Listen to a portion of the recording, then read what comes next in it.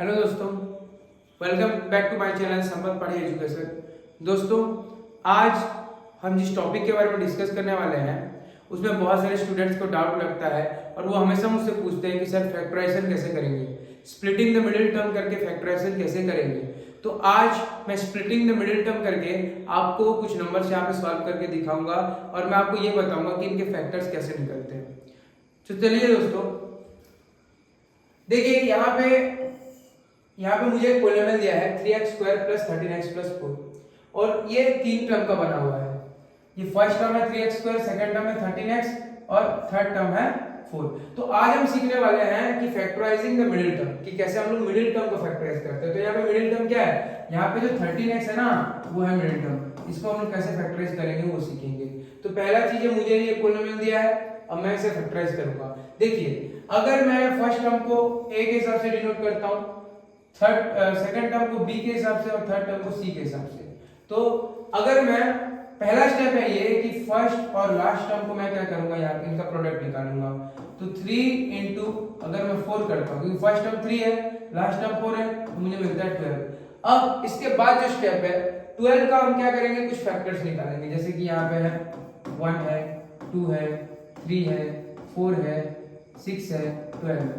Factors मतलब क्या, 12 किन नंबर से डिविजिबल होता है तो उसके फैक्टर्स हो जाएंगे। अब मैं इन्हीं नंबर्स में से मिडिल टर्म को ब्रेक करूंगा। अगर इस हिसाब से ब्रेक करूंगा कि प्लस करने से 13x आता हो और इनटू करने से क्या होगा, इनटू करने से क्या आना चाहिए, प्लस करने से 13x आना चाहिए और इनटू करने से 12 के बराबर आना चाहिए। तो क्यों, देखिए आपको मैं बताता हूं कि फर्स्ट और लास्ट टर्म को अगर हमने इनटू किया तो हमारे पास क्या निकला था 12, और ये मिडिल टर्म क्या है 13x। तो इसको इस हिसाब से ब्रेक करेंगे कि प्लस करने से 13x आना चाहिए और अगर हम इसे इनटू करेंगे तो हमको क्या मिलना चाहिए, 12 मिलना चाहिए। तो आप देख सकते हो इन फैक्टर्स में से हम क्या लें, एक 12 लेंगे और एक 1 लेंगे। तो 1 को हम x लिख सकते हैं, बताइए दोस्तों, 1 को हम x के हिसाब से नोट कर सकते हैं। तो मैंने इसको क्या किया, इसको यहाँ पे मैं लिख देता हूं आपको 3x² + 13x+4। अब मिडिल टर्म को मैं स्प्लिट करूंगा तो मैं लिखूंगा 3x² + 12x + x+4। मैंने ऐसा लिखा।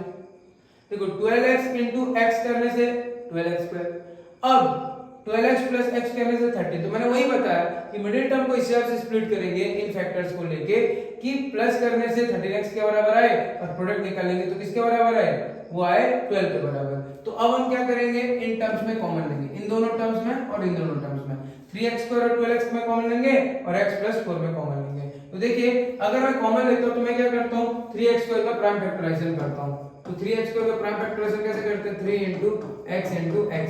और यहाँ पे 12x का क्या होगा, 12x का 2 × 2 × 3 × x। तो यहाँ पे कॉमन क्या जा रहा है, यहाँ पे देखिए, और x कॉमन जा रहा है और यहाँ पे 3 कॉमन जा रहा है। तो क्या कॉमन जा रहा है, 3x कॉमन जा रहा है यहाँ। तो ब्रैकेट के अंदर क्या रहेगा, जो बच गया वो ब्रैकेट के अंदर आएगा। यहाँ पे x बचा और इधर क्या बचा, 2 × 2 = 4। तो ब्रैकेट के अंदर क्या रहेगा, x+4। अब यहाँ x+4 है तो इनका अगर कॉमन लेंगे तो 1 के अलावा कुछ कॉमन नहीं निकलेगा। देखिए ना, x का मतलब क्या है, x × 1, 4 का मतलब क्या है, 2 × 2 × 1। तो यहाँ इसका मतलब क्या है, 1 के अलावा कुछ कॉमन जाएगा क्या यहाँ। देखिए सिंपल भाषा में बता रहा हूँ, अगर x लेंगे तो x का मतलब क्या है, 1 × x, x होगा। 4 का मतलब क्या है, 2 × 2। तो यहाँ पे कुछ कॉमन जा रहा है क्या, नहीं। अगर मैं 1 तो सबका ही ये होता है मल्टीपल, इस हिसाब से मैं अगर 1 यहाँ पे लिख भी देता हूँ तो यहाँ पे 1 और 1 कॉमन जा रहा है।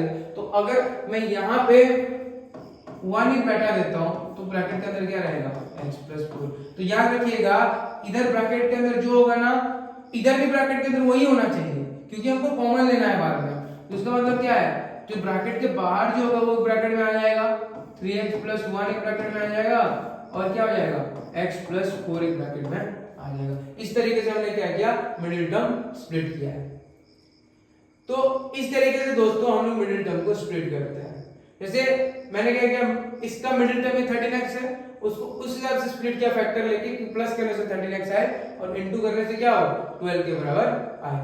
तो इस तरीके से हम लोग क्या करते हैं, इसको स्प्लिट करते हैं। तो आई होप आपको वीडियो अच्छा लगा होगा। तो अगर आपको ये वीडियो अच्छा लगा हो तो आप इसे लाइक शेयर और सब्सक्राइब जरूर कीजिए और आगे कमेंट में बताइए कि आपको और कैसे वीडियो मैथमेटिक्स में आपको जरूरत है जो कि हम आपको सिखा सकें और उससे आपको भी अच्छा एक्सपीरियंस हो हमारे साथ। तो लाइक शेयर और सब्सक्राइब जरूर कीजिएगा।